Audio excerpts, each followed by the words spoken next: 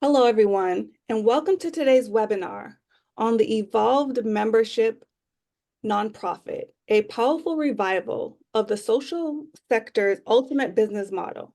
I am Amanda, Director of Engagement, and on behalf of Nonprofit Financial Commons, it's our pleasure to have you all here with us today.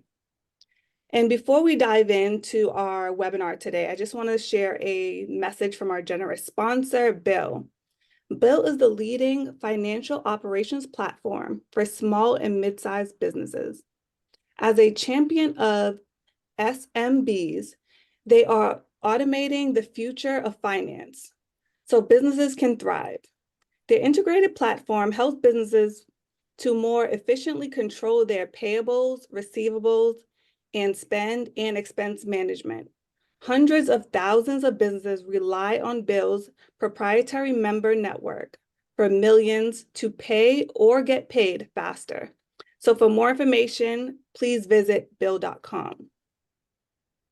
And now I just want to do a few housekeeping things before we start the webinar.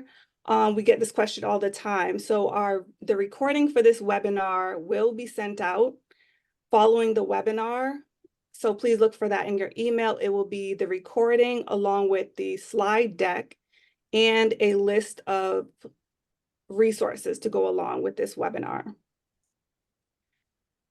And also, today we will be sharing a link in the chat for donations. It will be shared now in the chat box, but also at the end of the webinar. And I invite you to consider making a donation to NFC that reflects the value that you gained from today's webinar. We consider you all an integral part of NFC's community, and we are only as strong as your contributions. So thank you in advance for your support. And now I'd like to introduce our webinar moderators for today, Wade Rogers, Dana Brito, and Mark Hager, who will be monitoring the chat for your questions. And then they will be sharing those with our panelists during the Q&A section. So please, if you have any questions that you would like to be answered by the panelists, please drop them into the chat box. Also, feel free to answer questions from your fellow attendees as well. And now I will be handing over to Hilda and our distinguished panel of presenters. Hello, everyone. Good afternoon, good morning, wherever you're calling from. I am happy to welcome you to our session today. I will be starting us off, and I will then be joined by some of our other presenters. We have Dolores Estrada from the COO of Peak Grantmaking, Ruth McCambridge, our very own Director of Content for the Nonprofit Financial Commons, and John Pratt, Senior Research Fellow at the Minnesota Council of Nonprofits. We look forward to sharing our thoughts and ideas with you today. As you may all be aware, some of you may have attended many of our sessions in this Nonprofit Business Model series. Our goal was to identify what are the 5 primary revenue models that drive the nonprofit sector, and we've studied each of those in individual sessions. Today, we are focusing on our 5th and last module of the series, the membership model of nonprofit financial funding. And so what we've done in setting up this series is we've thought about what are the considerations for each of the business models. What do leaders need to think about in order to strategically invest, in order to strategically grow an organization that is primarily funded by this particular source of revenue? With regard to membership, we will be thinking through each of these frameworks today, and we'll talk about who pays for that revenue that a primarily membership funded organization receives. What are some of the risks, sensitivities, challenges that an organization relying on membership funding needs to be thoughtful about? And hopefully we have some ideas to address some of those risks today. What are the leadership capacities? So we realize that diversified funding comes with diversified leadership skills. And in determining what to be thoughtful about, not only in senior leadership, but just leadership at large in the organization. Characteristics that we've shared in the other four are unique to that funding model. So I'll talk a little bit more about what are those leadership capacities, and you'll see them come to life in some of the information that's being shared by our panelists. And then lastly, from a very practical perspective, if we are going to successfully manage a membership source of revenue, what are some infrastructure needs that the organization needs to consider to be ready to successfully receive and manage the revenue from that membership model? So let me start by thinking about that first criteria, the sensitivities, the risks, the challenges. There are interesting dynamics between the membership, the members of the organization, and the organization itself. And so there needs to be a focus on what is that clarity of promise? What is that intellectual and social capital that exists and is exchanged between a member of an organization and the organization itself. With that comes the emphasis on transparency and understanding what are the rules of operation for that member and the organization that allows the member to feel a significant contributor to the success of that organization, that allows that member to be a part of or feel a part of that organization, maybe more than in perhaps just an individual contributor relationship that we may see. So in thinking about those membership sort of sensitivities, let me move to the leadership orientation. And so in a membership organization, and again, you'll hear from our presenters, there is this reciprocal value between the organization and its members. And as a leader, part of the focus is how to create that value proposition where the leaders are listening to what the members are asking for and are indicating that they need and responding to that in a prescriptive, perhaps at times, but more in a flexible way and in an ability to adjust to what those member needs might be over time. So from a leadership perspective, we're hearing the needs of the members and developing the programming that is responsive to that. It's around common ground. It's creating that feeling of purpose, shared purpose between the members and the organization. And this idea that we also welcome innovation, evolution, and new ways of thinking. In terms of how we manage our success, thinking about the metrics of service, what are those promises that we are making? Are we delivering on that promise? And can we be transparent? Can we have the systems that allow us to show that the value of membership is in fact being received the way that it's being promised?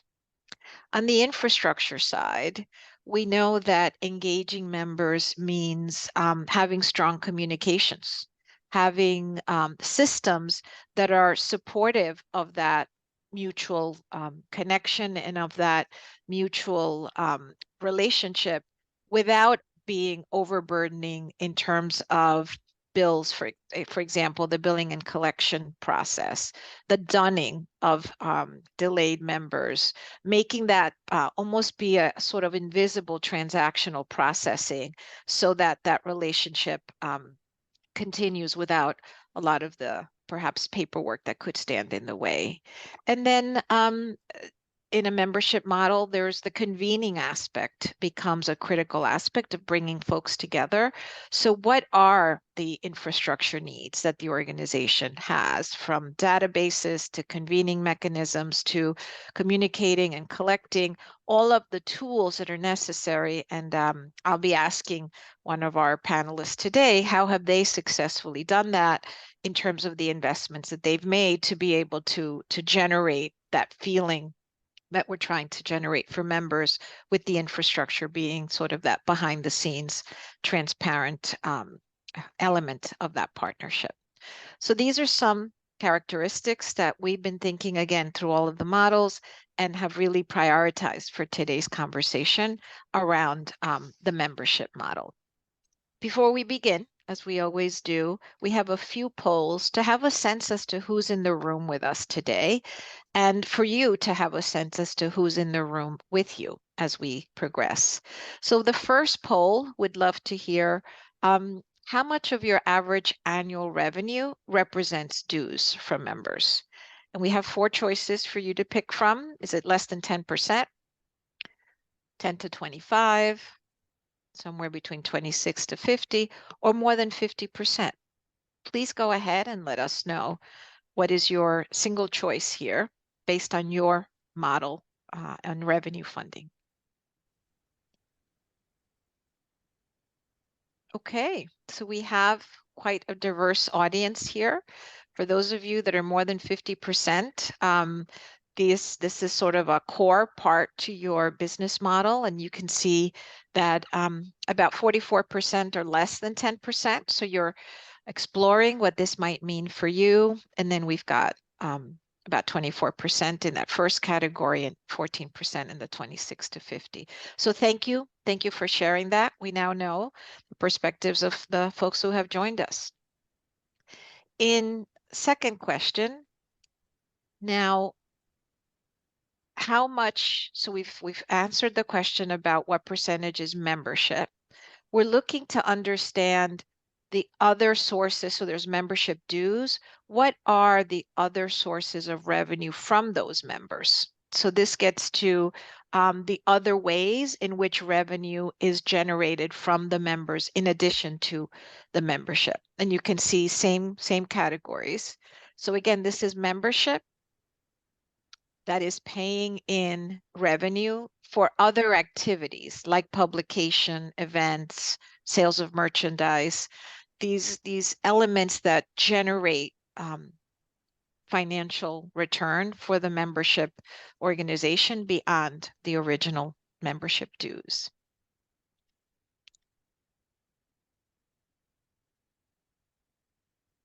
Okay, so more than 65% of you, this is a small portion, less than 10%. And then you can see the distribution where some of you, 15% of you, more than 50% of your revenue comes from publications, events. So this is a model that really is monetizing the activities that you have available for the members. So thank you for sharing that. And now my last question, which continues in terms of the role of membership. This is more around what is the intended role of the membership structure within the organization. This could be all that apply. So can your members vote and select board members? Do they provide financial support? Do they provide input into the organization's positions and decisions? Take part in advocacy? Or maybe other support. So please check each that apply for the way in which your members contribute to the organizational structure.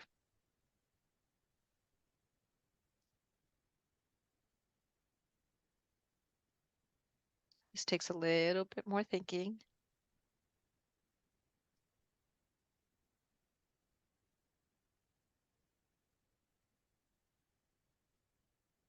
Okay. I'm going to give everyone a chance to take a look. So about 40% of the organizations on the call that have members, the members can vote for their board members. 2/3 provide financial support.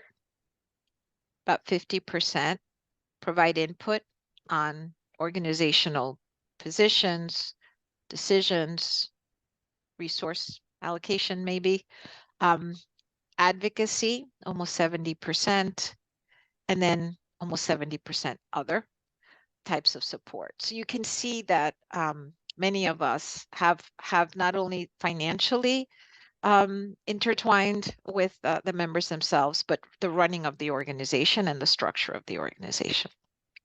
I'd now like to move to our first panelist, who is going to share some thinking about the role of membership organizations in the social sector. John Pratt has done research and has been a speaker on this topic in many, many ways, and we look forward to his wisdom. So John, I'm going to pass the virtual baton to you. Thank you, Hilda. And hello, participants. I think a key theme on this, and it was great seeing the poll results, is local conditions vary, is that there's no single way to do this, and there's a lot of learning out there of options and sort of design choice that you have in structuring and formulating a membership organization. So my task is to talk about where did they come from, why in the world would you want to be a membership organization, and how do you make it work? And then to give an example. A key advantage for this business model is the unitary nature of the role of members. So members in membership organization are at the center of three critical functions. First, they're a source of funds, both through dues and non-dues revenue. Second, they're decision makers, providing and selecting the leaders, taking part in agenda setting, issue discussions. And then third, they're often the delivery mechanism to conduct the organization's work. So they're the presenters at workshops, at conferences. They're the people who meet with legislators. They respond to surveys to share knowledge and set priorities. They take part in joint ventures. And when we look at sort of those three roles, the members are at the heart. There are huge benefits to the organizations. We know that nonprofits want to be independent and would love to have unconditional love from their funders, reliable income without conditions. And this is sort of a key benefit of membership, is when properly organized, membership organizations can achieve that flow of reliable, high autonomy, sustained funding, that there aren't conditions specifically attached, although they maintain their control not by putting conditions on funding, but by participating and contributing their ideas. A core benefit alongside that is the legitimacy of demonstrating, well, who do you represent? And this is a question organizations get. Who do you represent? From public officials, potential members, and the public, and also to funders. So a little bit of historical perspective. So if we go back several hundred years, even before the US Congress invented the Internal Revenue Code, the original nonprofit or non-governmental organizations tended to be religious organizations across the full spectrum of world religions, and ran the range from single religious leaders to large hierarchical structures to congregational governance. And it's this congregational governance that's helped share some of the lessons where the members of a congregation were directly involved in making decisions, making their way through group decision-making.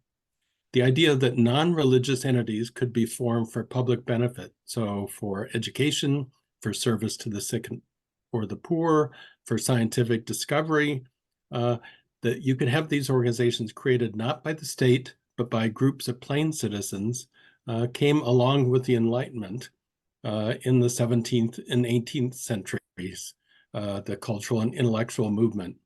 So the democratic roots of nonprofit organizations are based on the idea that plain citizens are competent to choose their own leaders, to participate in decision-making, to form their own organizations, and don't have to wait for the money or initiatives of people with titles like the bishop or the princess, but can themselves take action for a local cause or a big campaign. So how do you get people to join and stay in these causes? There are a couple of views. One is an economic view of membership organizations proposed by Mansur Olson in The Logic of Collective Action, which is a classic look at economic motivations to participate that overcome the free rider problem. If you think about these membership organizations, from your public radio station, Rotary, the NAACP. If everyone gets all the benefits, whether they pay dues or not, why should you pay for it? The products of these organizations are both private goods and public goods. The pure public goods are goods that are not excludable. So if you help pass a law that benefits everyone, one person cannot reasonably prevent another from consuming that good. The same with public radio in the airwaves. So everyone gets to enjoy the public radio signal or the social justice achievements of the NAACP, while the private goods, the public radio tote bag or the NAACP magazine, are made available only to members. Private goods don't have to be huge, but member benefits tend to signal recognition and inclusion, make it clear who's a member and who's not, and give some value in exchange for the dues. Membership organizations need to deliver at least some private goods. And of course, there are many organizations that only have private goods. So if you think about condo associations, private social leagues, or the Hair Club for Men, there's no public goods that come from those organizations. A modern critique of membership organizations is that they don't always live up to their democratic roots, and that they hold themselves out to represent the will of the people, but actually engage in nominal group process where a small group of insiders calls the shots and treat the members as passive but reliable contributors. Theda Skocpol proposed this in her book, Diminished Democracy, from membership to management in American civic life, and was critical of sort of how organizations have evolved over the last 100 years.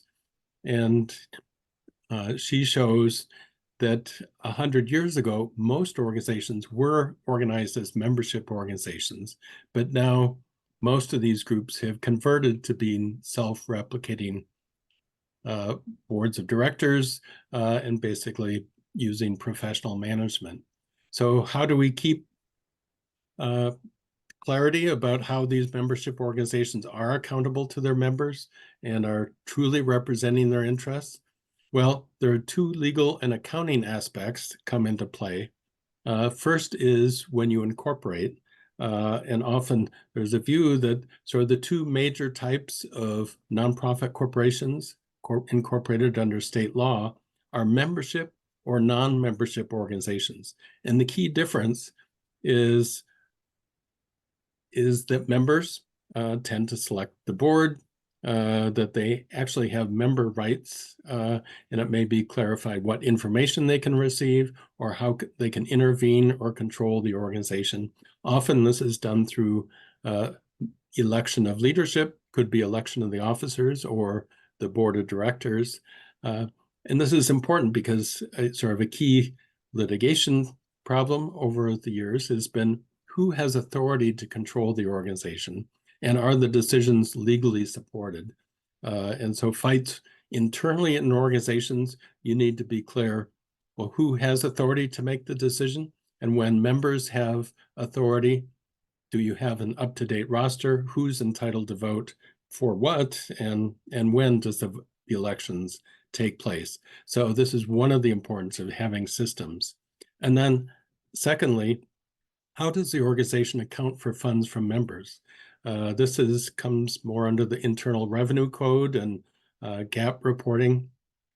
Is if you receive funds from members, is this a contribution? So you can have C3 membership organizations that are receiving dues, and some of the dues may be treated as charitable contributions, some as program fees, and this ends up being reported on IRS Form 990 at Part 8. And you see distinctions between membership dues listed as a donation versus a program fees. And the distinction here can be between formal and informal membership organizations. So public radio is actually an informal membership organization. The members tend not to have sort of specific structural rights to help select membership. There are thousands of US membership organizations. AARP is the largest with 38 million members.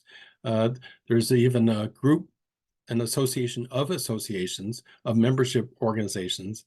The American Society of Association Executives has 7,400 organizational members. It also is a great source of information about recruiting membership, sort of everything about how do you succeed as a membership organization. Most formal membership organizations are either a C4 or a C6, trade associations or social welfare organizations. So this is a tax status that allows them to lobby without limit. The ongoing challenge for membership groups is long-term base building.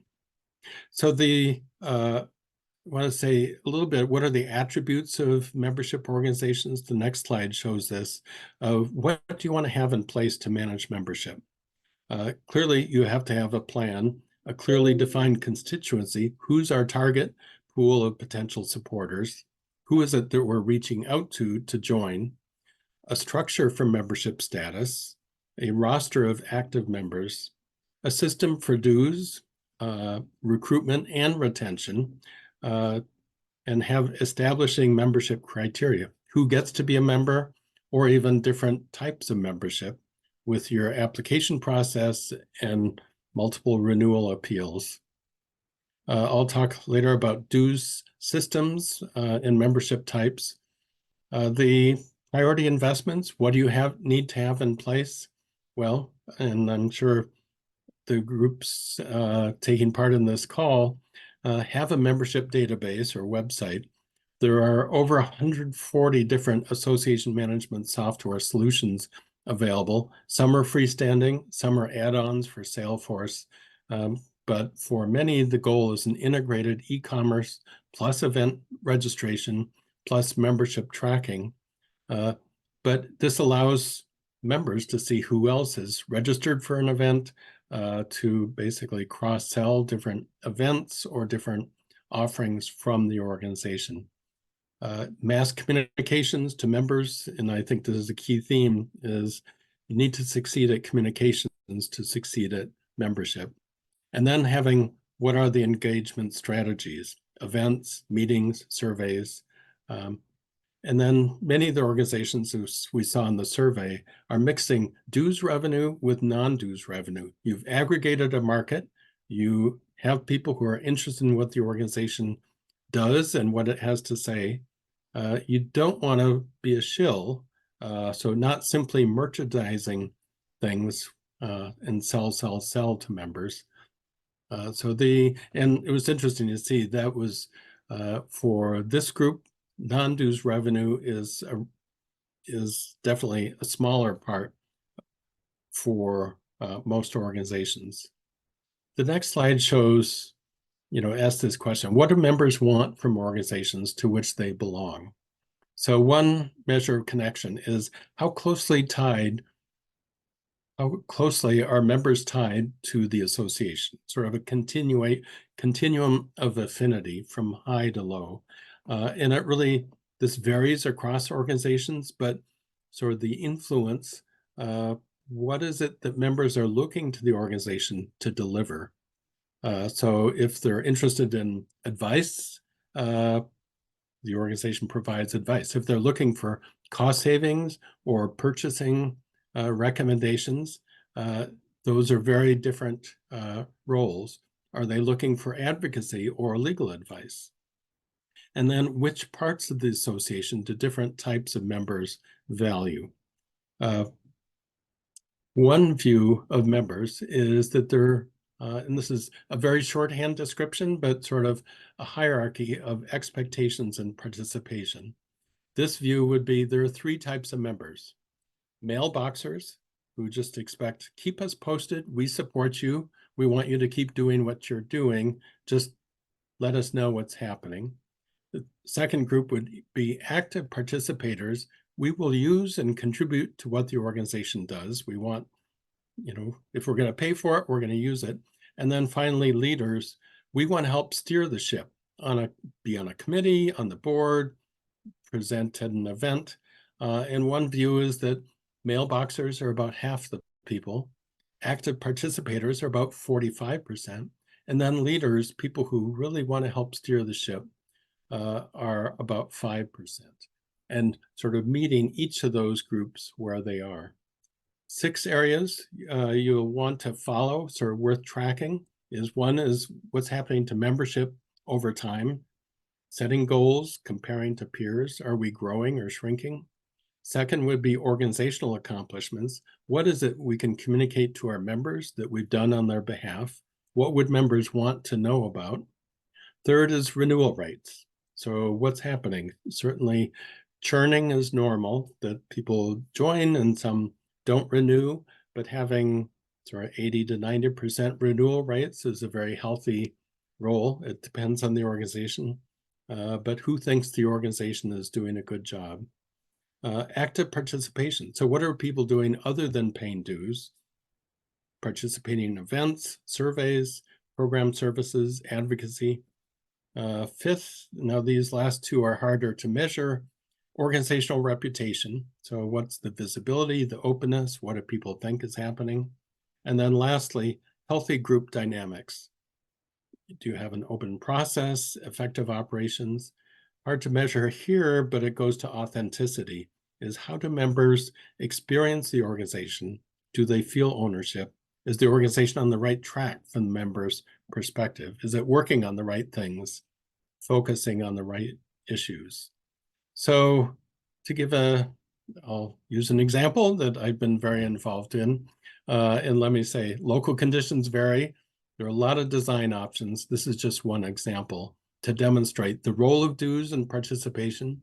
So MCN, it's an association of nonprofit organizations. It is a C3. 2,200 member organizations pay dues and participate events, cost-saving programs, public policy advocacy. And MCN has learned a lot about structure and scope by studying other groups and some trial and error, and by listening to our members. So the next slide is a sort of our state, Minnesota. The Minnesota population is about 7 million, 60-40 split metro to rural. MCN has 6 chapters plus the Twin Cities.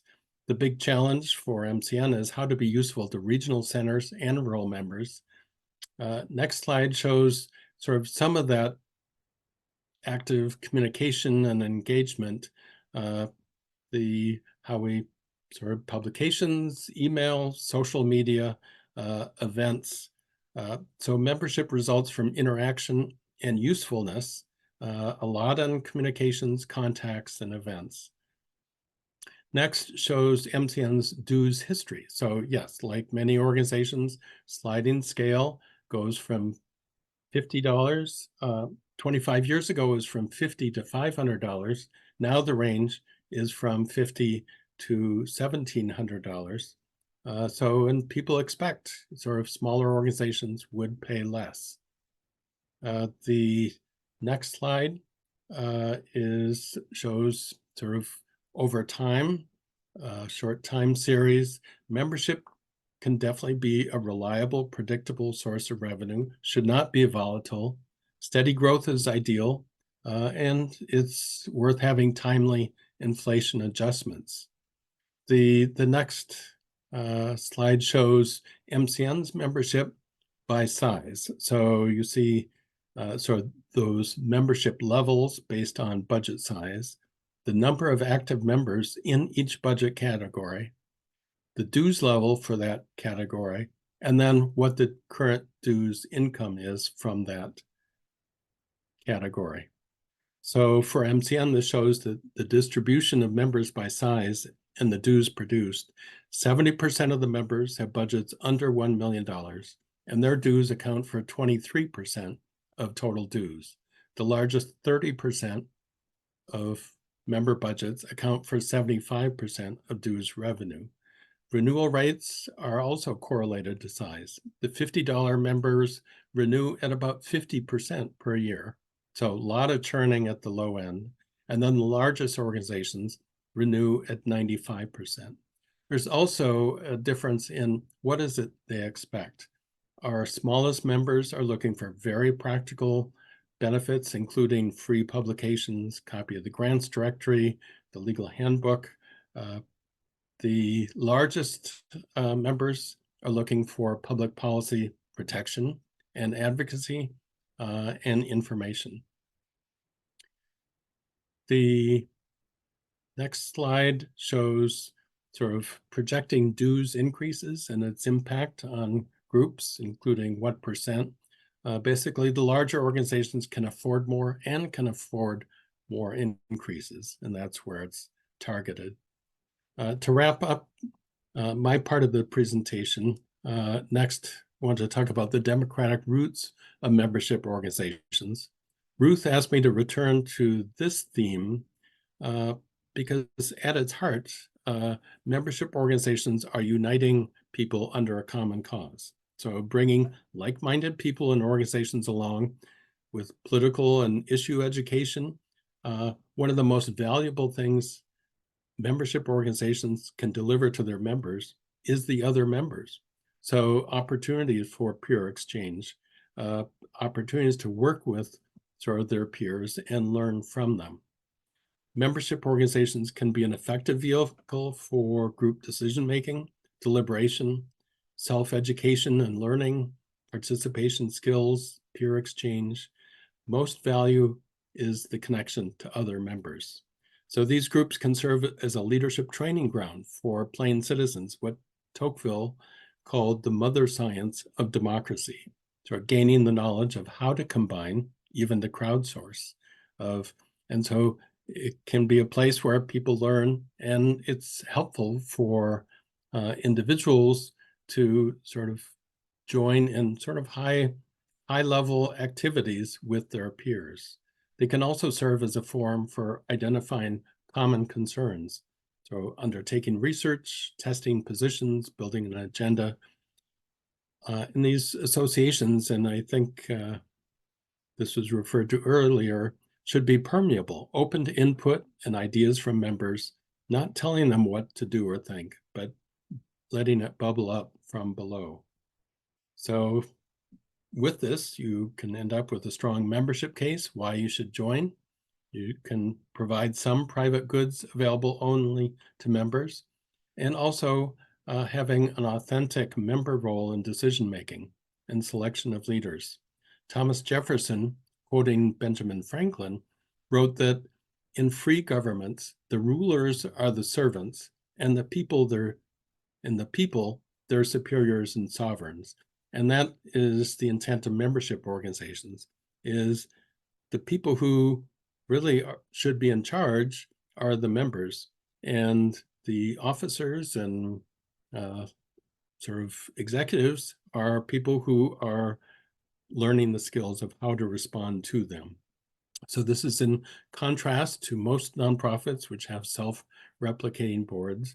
It means giving up a degree of control, but harvesting some energy, initiative, and creativity, really the people power that exists. So that is sort of our opening perspective, and next up are some Q's and A's.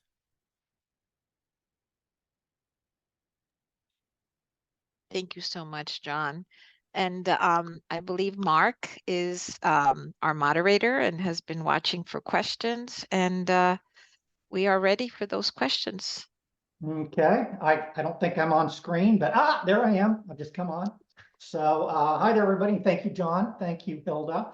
To prepare for our time today, I got from Amanda the list of the questions that registrants had posed, the things that were on their mind. And I posted those over in the forums. I'll put a link in the chat right now of my 6 or 7 sort of categories of questions that were on people's minds as they were preparing to come into this webinar. And as I say there, we're not going to get through all of those things, but kind of got a sense of what people were interested in talking about. We might have time here in 8 or 9 minutes to maybe talk about 3 or 4 different kinds of things.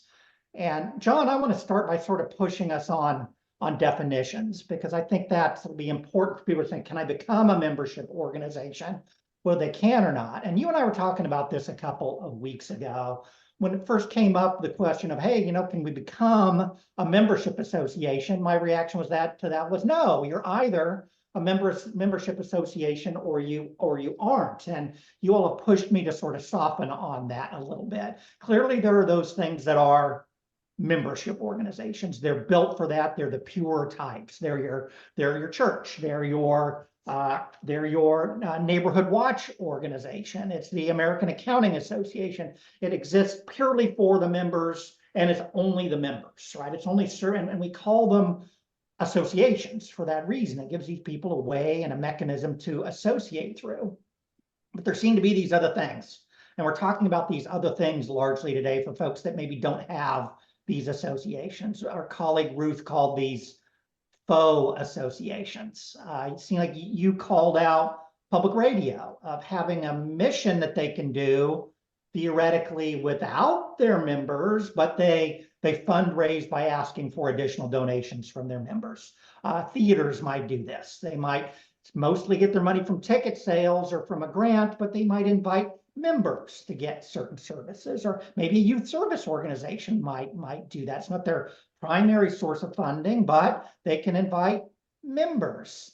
I don't know if these are membership organizations, but we're sort of calling them members, and we're taking in dues, and we're encouraging people here today to think about this model within their own organizations.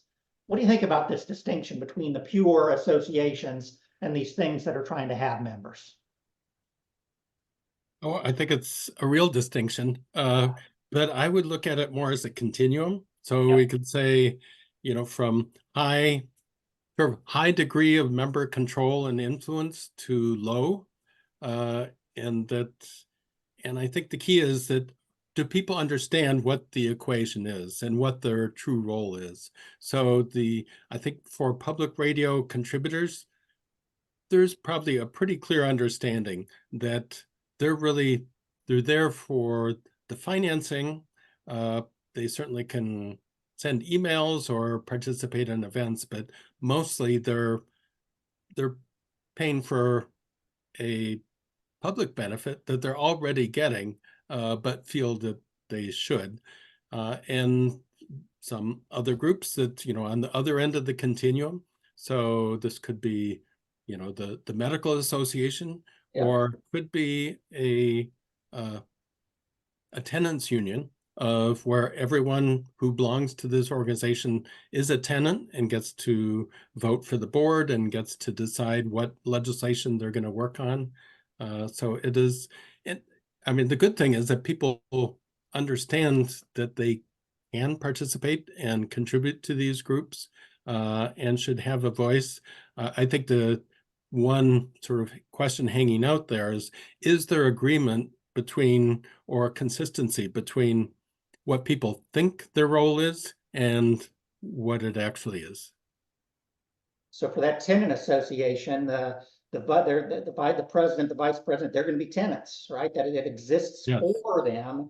Whereas your NPR, I'm not going to become the president of NPR from my $10 donation that I have there. I guess I'm a member, but so there's this distinction here. Hilda, is this a meaningful distinction between these member association members and these small donors? I would say from a business model perspective, of course, the composition is different, but I think from John's points and what we see in working with organizations that are trying to solidify their relationship and diversify their revenue, it's about whether there's an exchange of value for an amount. Whether it's that second tier where we saw beyond membership, where there's something that's really valuable for the members that the organization can create and the members can access. That is a coming together of value for dollars. And so I think it's more about that, what resources needed to be able to add that dimension to your already strong business model. And is that in a way, I think one of the questions we saw at the beginning that had come in advance, how do we strike that balance so that members don't feel sort of their names and access are monetized in ways that they wouldn't approve? And so I think there's that balance of protecting the revenue, protecting the members and access to their information and who they are. I think those are just such important points for our those types of organizations and many people in our audience today that aren't working in or for traditional membership organizations. And their question might be, can any organization take on a membership model? Can they adopt some kind of membership structure that might be useful to them? John, what do you think? I think they could. It probably would involve changes to their articles of incorporation if they're not already structured that way. But you can change an organization. Actually, it's probably easier to go that way than the other direction, converting from a membership organization where members have specific rights. Then you're going to have to get basically the consent and approval of members to make that transition of what some may view as taking away their rights. Hilda, any thoughts there? Yes, I'm actually on the board of an organization where we just did that. The voting of the board was a function that people didn't fully understand. It wasn't sort of a key value to the members. It was almost like a procedure that didn't really represent the way the organization was engaging with its members. And we did all the paperwork, and it has now been removed. And we move forward with very active members. Just that one piece was removed. Here's a question. Does the sort of the level or type of membership matter for all the various reasons that we're talking about? The examples I've thrown out there, your church, your neighborhood association, and we talked about public radio or that theater that adopts members, those are all individual people. But John, your example of the Minnesota Council on Nonprofits, those are organizational members. And there were a number of questions that came to us in the registration about organizational level members. And it doesn't just have to be organizations. I suppose, I mean, the United States is a federation of states. The United Federation of Planets is a federation of planets. Does this matter what level your membership is for the various things we're talking about today, or do all the principles apply in the same way? I think that the structures are similar. I think individuals behave differently and have different expectations. So and probably are harder to predict. So I would expect more churning in a sort of association of individuals than an association of sort of business entities or of governmental entities. Hilda, individual versus non-individuals, that matter in any tangible way?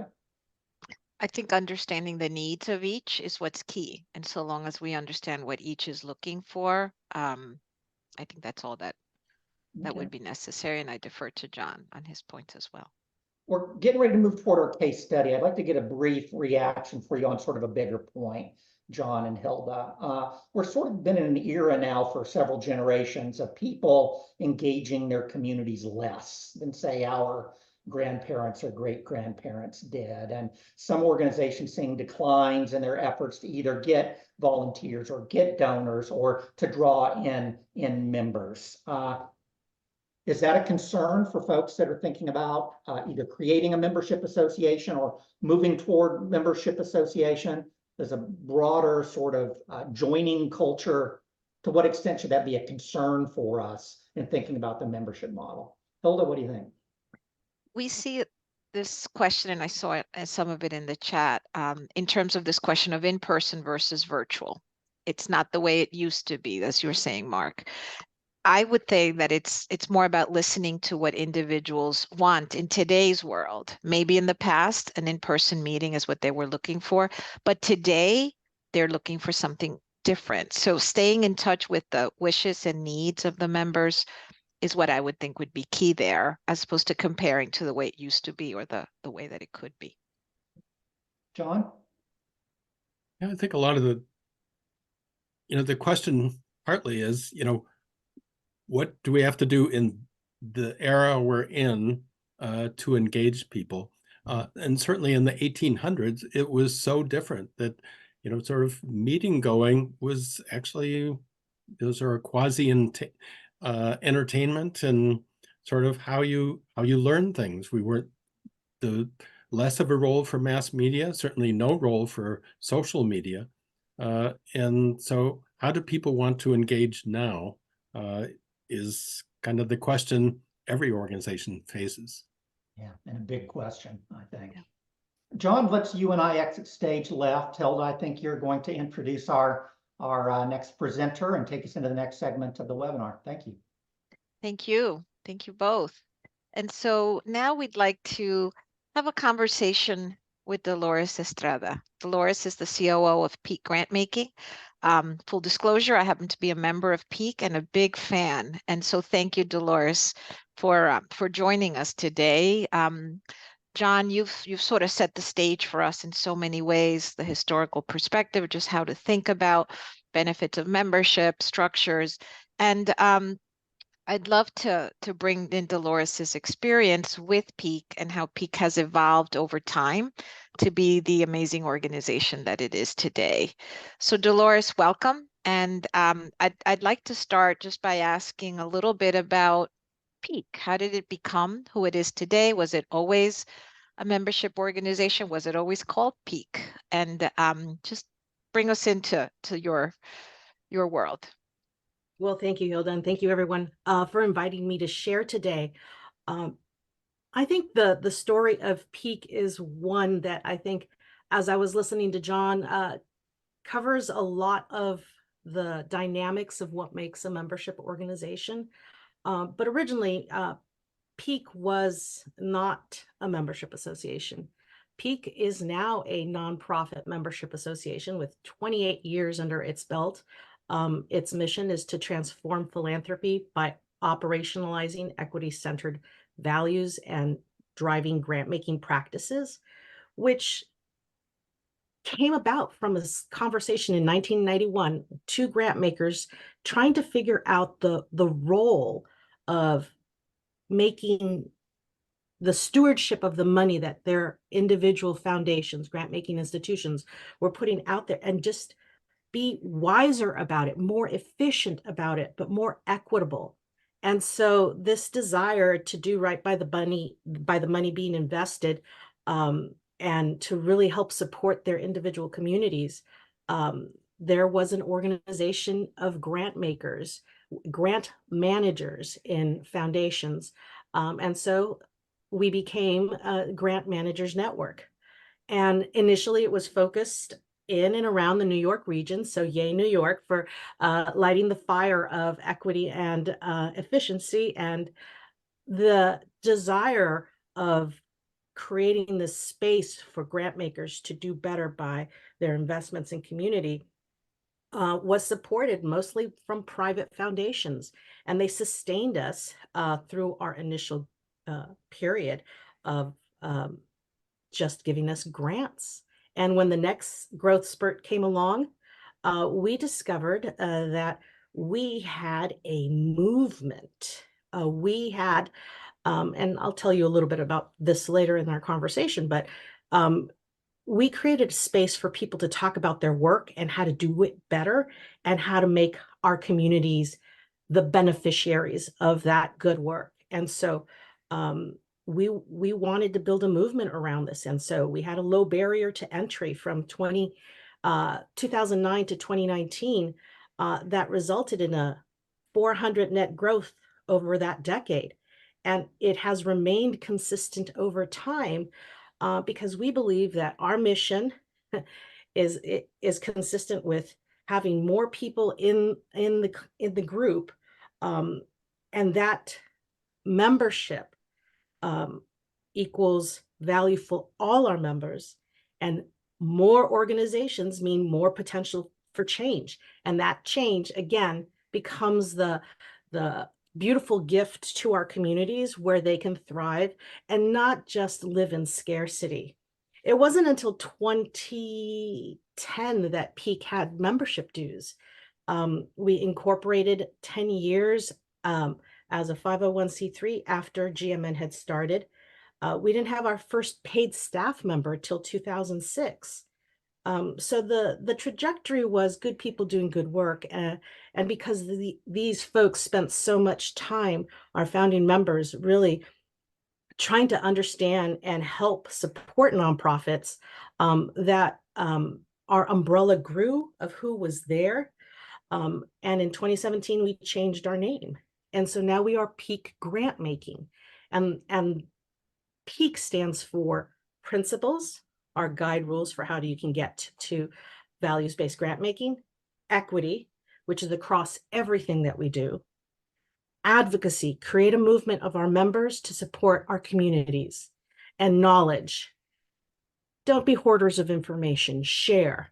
One of our principles is learn, share, evolve. And that means take what you learn, share it with others, and you grow and innovate from that. So that is our story, and it is one that continues to make me proud because listening to John earlier, he was talking about, our members are not passive. They are passionate with an absolute drive that makes us able to really thrive over these last 28 years. Thank you, Dolores. From a financial perspective, right? John showed how membership dues are really part of program service revenue. Just help us understand, and we have here literally a copy of the 990. How does revenue play a role in the financial sustainability, or membership revenue, excuse me, of the sustainability for the organization? Well, revenue streams at Peak are comprised of membership dues, workshop fees, grants and contributions, annual convening exhibitors, and programmatic sponsors for our different areas of work from our knowledge and learning department, and other registration fees. We have monetized some things that are a direct result of what our members give back to us, and we create as a result of that. Our dues make up 10% of our revenue, as you can see, but really it's when you combine that with the grants and the contributions that come in, it bumps up to over 45%. So at least in 2022. And so that is the sort of wealth of options. I will tell you that we have a sliding scale for dues that is based on our members' total annual giving. And so for full disclosure, our members are individuals and organizations that are in grant making. So they have a role, some role. They are a touch point of money from a private foundation, community foundation, any grant maker going out into community. And so we have an amazing amount of members in our community.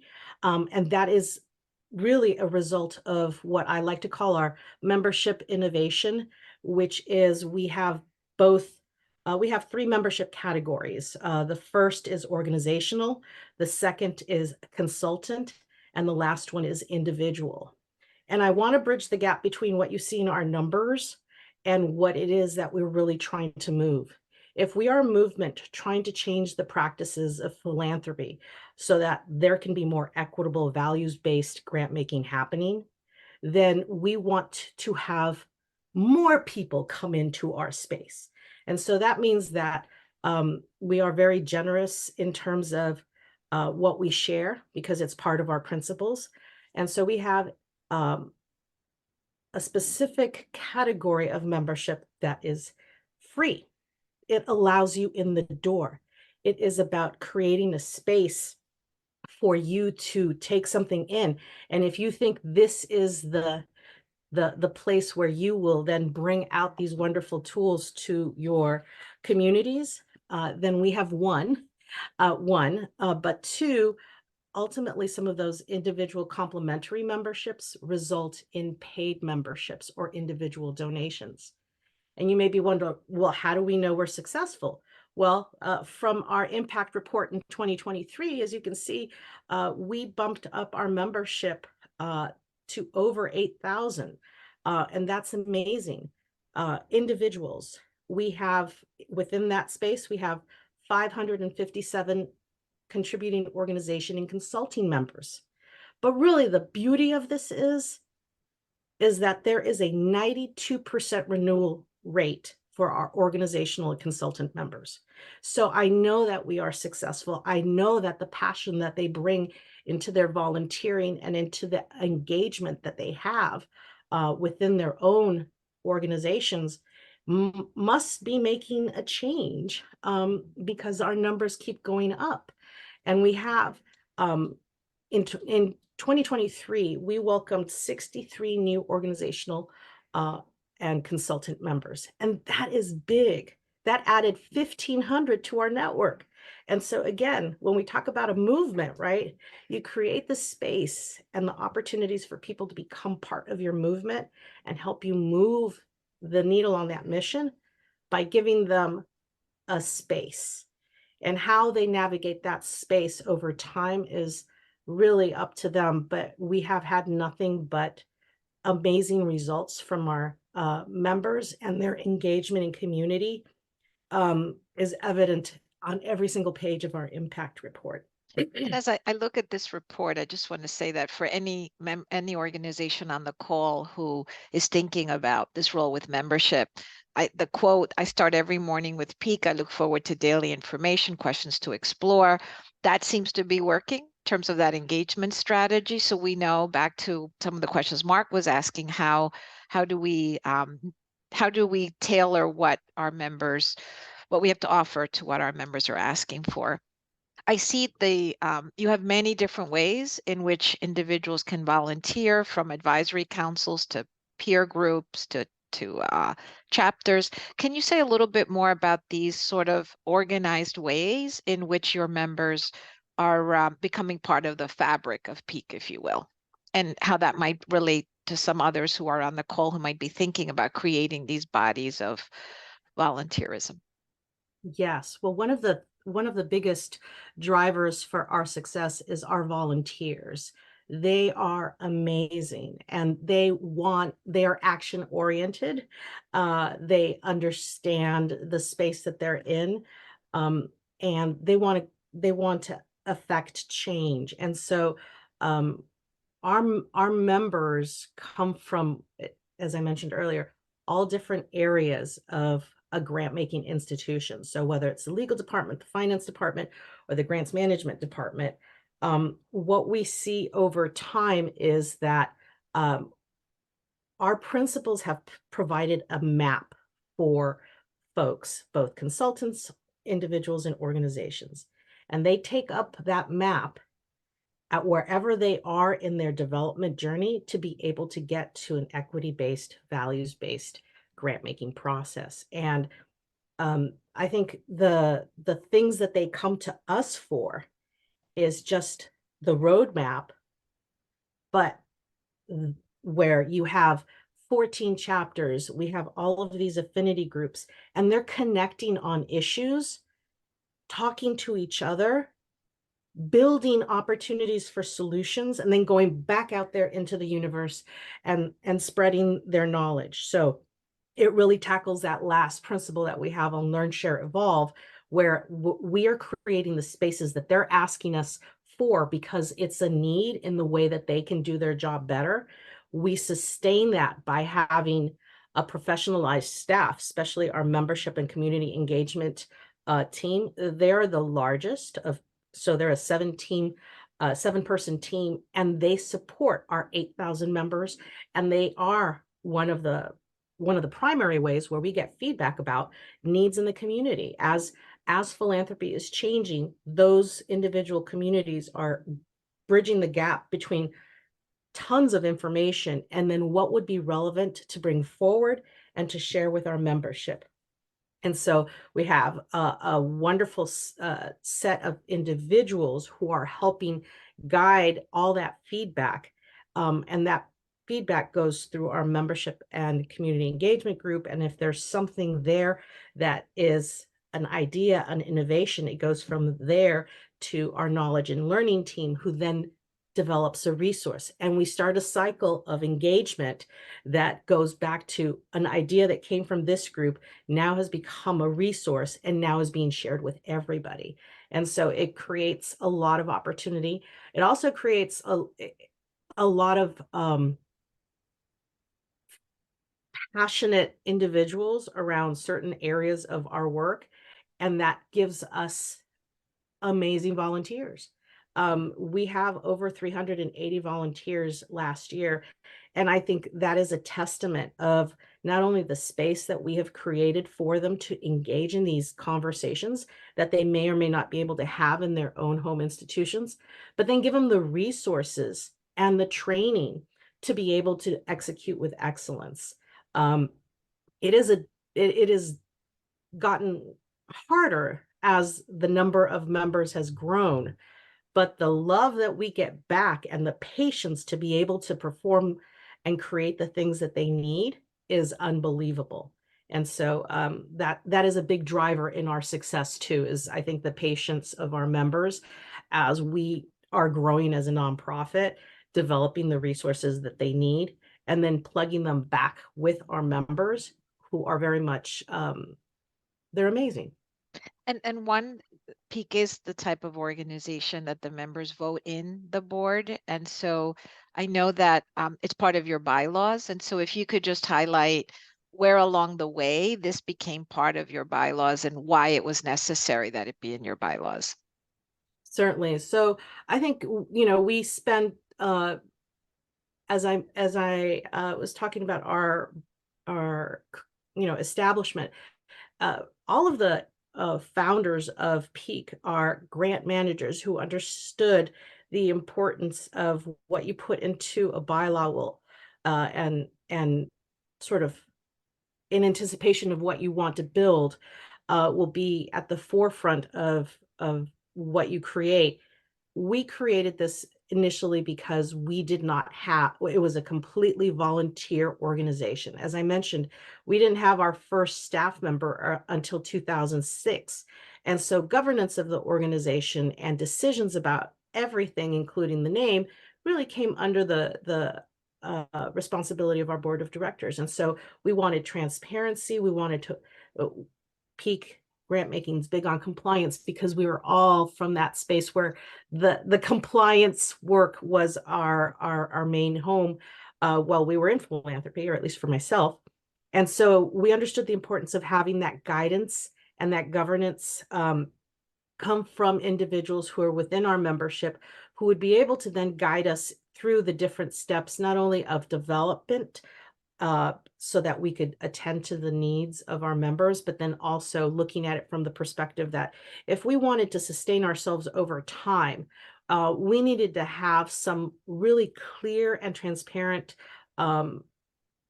ways for our membership to engage in the development of that organization and of Peak.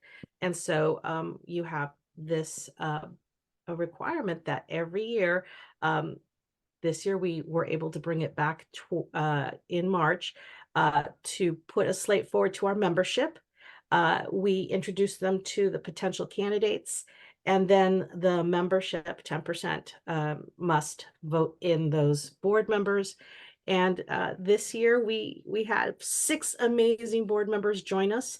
The term starts June 1st, and so we're excited to be able to again, in the development of our governance, we've gone from a completely hands-on volunteer board who did everything to now a hands-off board where governance is really at a higher level. And, they have morphed really into a really, I like to say, exploratory board, because they have also given us the recognition that we need operational flexibility in the roles of everyday operations versus the roles that they have to lead and guide the organization and sustain it through the future. So, yeah. I like that balance between management and governance. Absolutely. And so I'd like to ask you a few more questions that are more in the sort of behind the scenes. So can you say a little bit more about the infrastructure that you have built to be able to, back to my slide, to communicate, to bill and collect, all the things that we want to exist, but we want it to be almost invisible. Can you say a little bit about that? Yes. Well, I will tell you, it's not so invisible because it's a really important part of our infrastructure.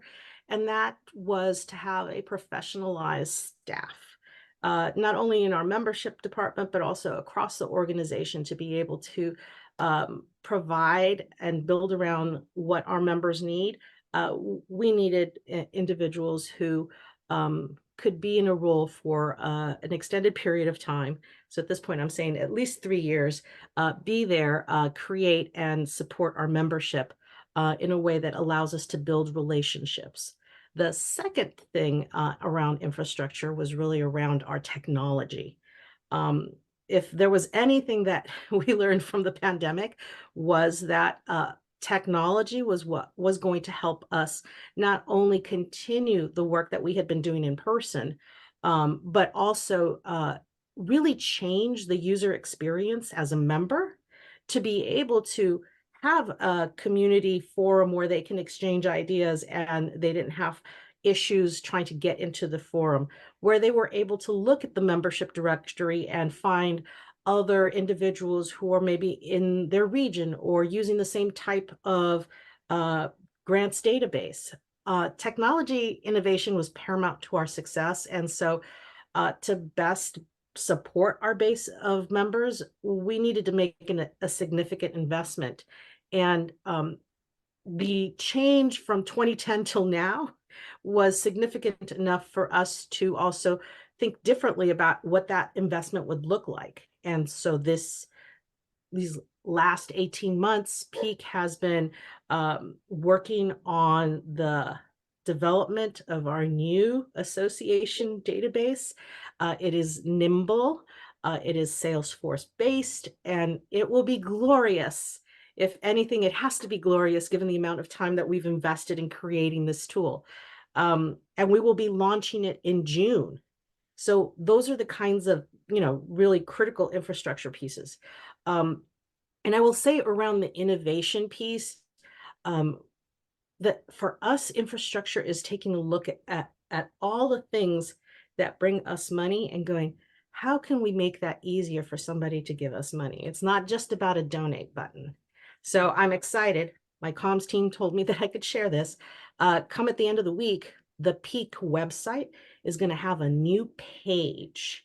And I'm so excited about this page because this page is really what I think it's going to be innovative. I hope it's innovative. Our new web page that we're launching on Friday is the Resources for Funders page, and it will be located under the About Us menu on our website, and it will have everything a funder has ever asked us to give us money. We're trying to simplify the process for somebody to give us money. And so technology continues to be the place where we can really rest assuredly, like if we create a website page where you can get all the stuff, then maybe that might help move along the process of the giving. And we're also not doing it just because we wanted to add a page. We noticed over the course of the last 2 years that many funders were getting what they needed off of GuideStar and off our webpage. And we thought, well, wouldn't it be glorious if we just said, funders, this is your page. Technology will serve you in this way, and everything you need to give us money and support our mission and our members is right there. So I think that's great advice for any organization seeking funding, membership or not. So great takeaway there, Dolores. Thank you. I think we're now going to open up to questions, and Dana, our moderator, is going to join us. And I saw them coming through the chat, and I know, Dana, you've been looking. I'm sure these questions are for Dolores, so we're all here. Let's go. Sure. Great. Dolores and Hilda, thank you so much for your time. And Dolores, thanks so much for sharing the story of Peak's journey as it relates to your membership growth. So I think, Dolores, you mentioned a little bit in in your response to Hilda's question around infrastructure, but I think there's a lot of curiosities from our participants around business model impact, and particularly as it relates to this increased growth of your membership base. How has that specifically helped you actually grow the staff that you need to do the work? And how is that being potentially subsidized by other sources of revenue outside of membership fees?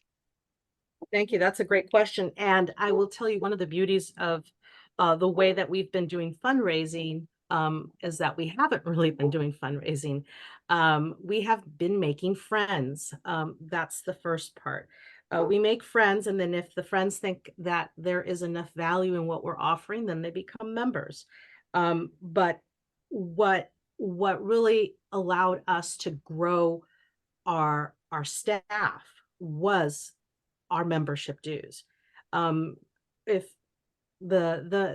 if you look at the grants and contributions and our membership dues, really what that dollar amount does is support our staffing. And that's where we were like, oh, if we have our staff supported, then we have actually an opportunity to look at the other money that is not covering staffing for what I like to call experimentation. I call it strategic experimentation, and that is those things that come from our knowledge and membership team, which are really just a recant of what our members are feeding back to us in terms of needs. And so anything that is that goes over covering our staffing then goes into that other space, that innovative space. But we've also learned the value of creating resources that people have time to reflect on and register with. And then we go out and create a new thing. But by that time, we've created the space for money to come in to support that next piece. So infrastructure has been both following a model where we can sustain our staff, not just grow and then not have the funds for that, but then also think critically around what are the pieces of what we're offering our community that can yield us back, again, a futurist approach, because ultimately we believe that if we can do right by our members will be doing right by nonprofits and community. And that's the thing we want. It's not that we can then influence or compel our members that our mission is right, but rather that what they do and what they bring to their home institutions will ultimately always benefit the nonprofits out there in our communities. And that is part of sort of the long string of things that our infrastructure needed, was how could we focus on people, create things that are innovative and future focused, right? We're not in it for the short term, we're in it for the long haul. And so how do we have that space where we also go, well, we built it for this, but times have changed, and so now we have to morph to this. So infrastructure conversations are important, and what you have that works stays, but then you have to think outside of the box. And again, that goes back to my mentioning the web page, right?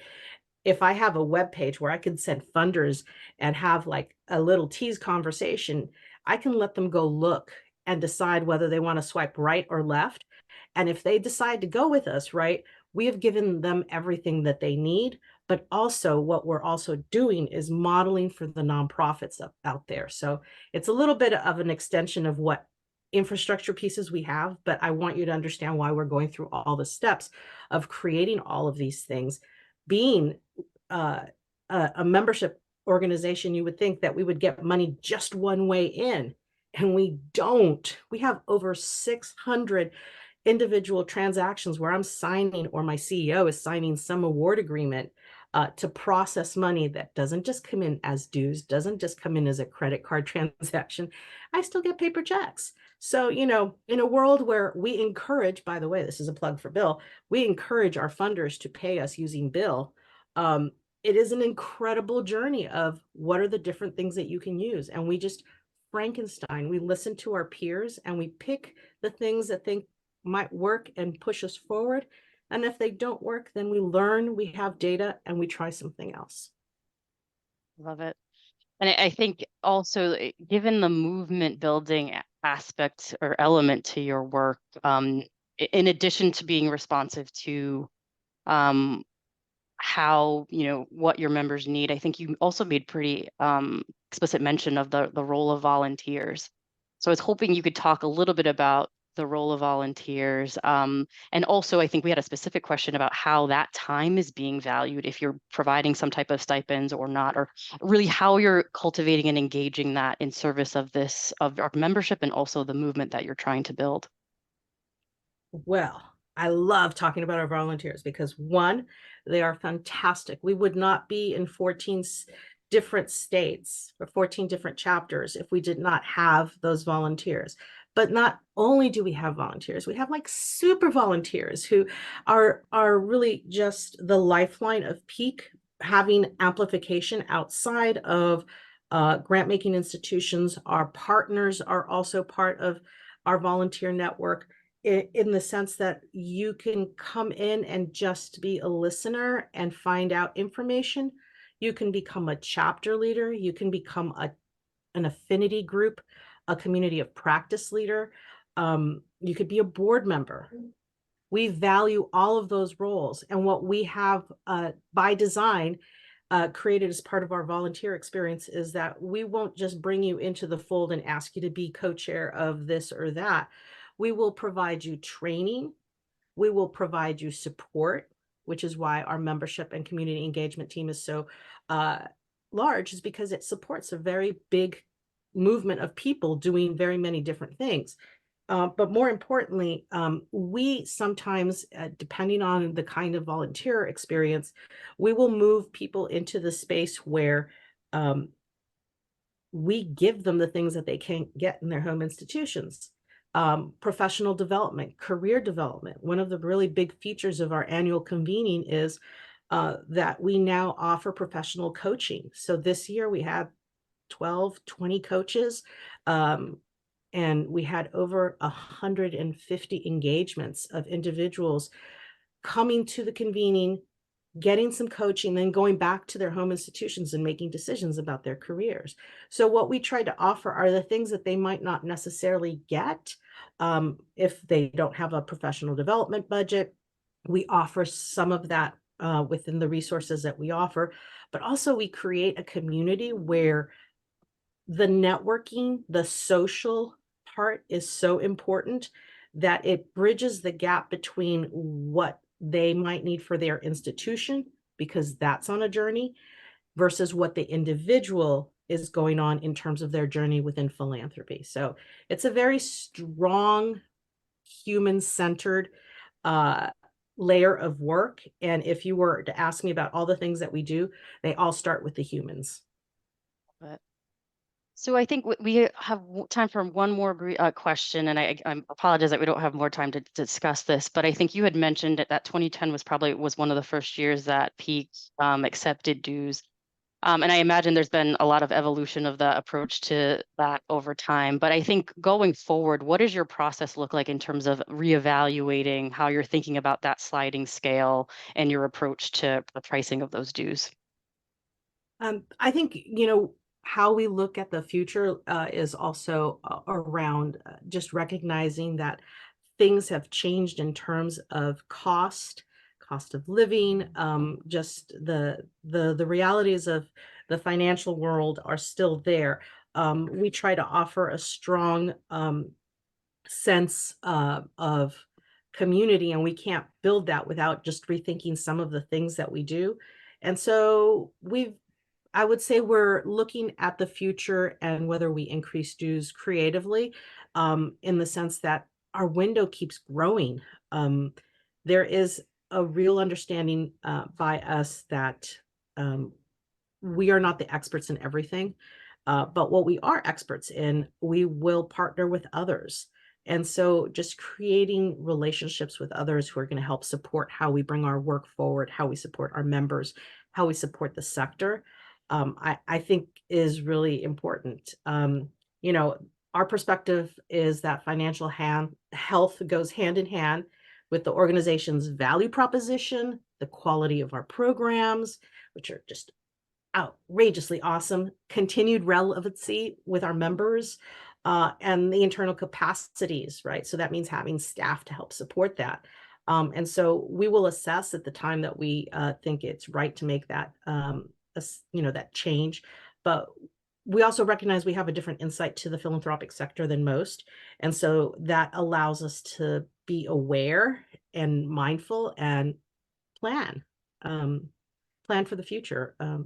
But when we do it, we always do it with a lot of love, a lot of communication. And I will do a shout out to our comms and marketing at Peak, because if it wasn't for the amazing job that they have done, we would not be in a place where we can call on our 8,000 members for support to make grant making equitable and values driven.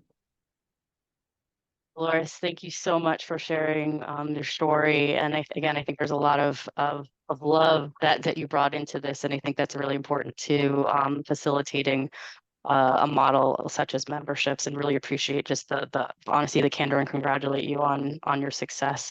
So I'm going to pass it off to Ruth to conclude us for the day.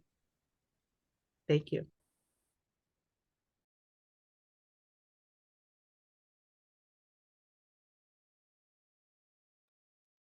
Sorry, I was talking to all of you on mute. Thank you so much, Dolores and John and the moderators, for bringing an absolutely wonderful session. I want to ask you to hang in while I talk really, really quickly about what we've been doing in this series, because I think it is really important. Before I do that, I want to remind people that we try to bring you all the stars in the nonprofit constellation when we do these sessions. And I want to remind people who have come to some of the other sessions that, in fact, a few months ago, we welcomed Ari Solomon from Jewish Voice for Peace as a presenter, and she presented a membership model, very powerful, very similar in terms of really attracting people through promising them a common voice and abilities to take common action, and then also, receive information, et cetera, et cetera. And they have been obviously very instrumental in the movement that's been going on around Gaza over the last few months. And I do want to do a shout out to them. I emailed her this morning, and she says, truly all the work we're doing is a result of a deeply dedicated member leader base who are continually inspiring with their powerful actions. And I think that resonates for why the membership model is so incredibly important to the nonprofit sector, which is, after all, a part of our democratic structure. I want to take a couple of minutes just to remind you that what we've done over the past 18 months, really, with BDO and NFC, have put together a very unique opportunity in surfacing the information about what are the 5 most common nonprofit business models. Each of these is related to a dominant revenue source and each has a different set of characteristics. I think we mentioned this earlier. Hilda mentioned it. And the characteristics include everything from transaction models to risk to cash and capital concerns. You can find all of these, go back and watch them, get the resources associated with them on our website, where it says courses, and you will find all 5 of these. Actually, there are 6 sessions, including 1 original session. I do want to say, until now, these business models have not been identified clearly or examined as thoroughly as they should be for those managing them, even when we are in relatively stable conditions, but their dynamics and needs are made clear through your own practice and this kind of oral history that we're doing through this set of webinars. We use the oral history and the experiences of people who are really using these models well, but on top of that, we also use a lot of research. Our next and final segment of the series is going to be on how to marry these various revenue sources to support individual organizations. So it'll be on how to put together hybrid organizations and really marry those revenue models in a way that really is productive and doesn't overwhelm the organization.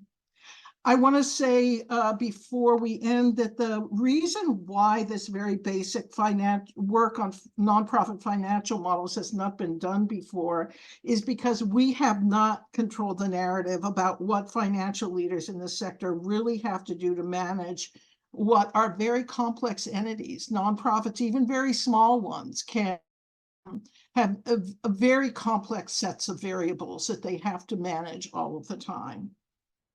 The nonprofit financial commons is established to fix that problem by surfacing, helping to organize, and sharing your tested knowledge, and advancing our understanding and our ability to manage organizations that other people have succeeded in managing over time. The series or course has been shaped and informed from the start by you.